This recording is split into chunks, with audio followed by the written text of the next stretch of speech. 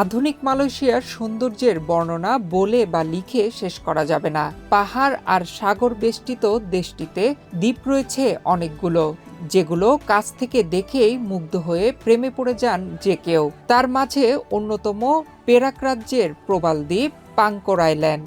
এবারের ঈদ উল ফিতরের ছুটিতে তাই অনেক প্রবাসীর গন্তব্য ছিল রাজধানী কুয়ালালামপুর থেকে ২৪৫ কিলোমিটারের দূরত্বে পাংকর আইল্যান্ডে।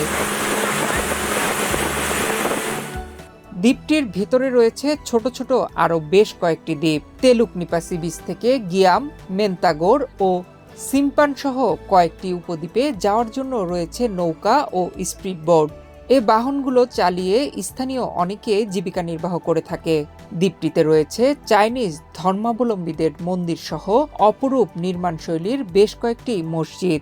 আসলে প্রবাসে আমরা সবাই অনেক কর্মব্যস্ততার মধ্যে থাকি, তো ঈদের সময় আমরা খুবই অল্প দিনের ছুটি পাই। আর এই ছুটিতে আমরা বন্ধু বান্ধব প্রতিবেশী আমরা সবাই মিলে কোথাও ঘুরতে যাই। তো এবার আমরা পাংকর আইল্যান্ডে ঘুরতে এসেছি, আমাদের খুবই ভালো লাগছে। এখানেই আমরা আমাদের ঈদ উদযাপন করেছি। মালয়েশিয়াতে পাংকর আইল্যান্ড আসলে অনেক সহজলভ্য এখানে ঘুরতে আসাটা, আর আসা যাওয়ার ওয়েটাও অনেক ইজি।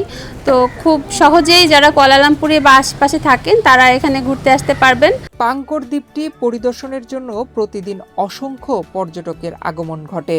বিশেষ করে ঈদের সময় মালয়েশিয়ায় বসবাসরত অনেক বাংলাদেশি পরিবারও ভ্রমণে যান সেখানে। দ্বীপটির সৌন্দর্য দেখে মুগ্ধ হন পর্যটকরা। যেহেতু আমরা দেশের বাইরে থাকি, তো আমাদের পরিবারের সবাইকে ছাড়া আমরা সাধারণত ঈদ করি। তো ঈদটা আসলে আমাদের জন্য সবসময় খুব সুখের হয় না, কষ্টের হয়। এই জন্য আমরা এবার কুয়ালালামপুরে ঈদ না করে চলে এসেছি পাংকর আইল্যান্ডে বন্ধু বান্ধব সবাইকে নিয়ে। সো আমরা এখানে এসে ঈদ উদযাপন করলাম।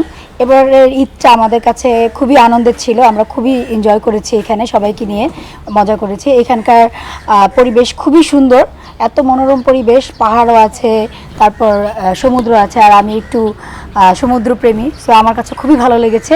মন্দির সহ অপরূপ নির্মাণশৈলীতে তৈরি মসজিদ এবং সৌন্দর্যমণ্ডিত এই প্রবাল দ্বীপের সৌন্দর্য উপভোগ করতে বছরের প্রায় সময়ই এই দ্বীপটিতে থাকে পর্যটকদের ভিড়। মাত্র 18 কিলোমিটার এই দ্বীপে বসবাস করেন মাত্র 25,000 মানুষ, যাদের অধিকাংশই জীবিকা নির্বাহ করে থাকে সামুদ্রিক মাছ ধরে। ভ্রমণ পিয়াসু দর্শনার্থীদের উপর নির্ভরশীল এই দ্বীপের মানুষ। নয়ন বিশ্বাস, বাংলাদেশ প্রতিদিন।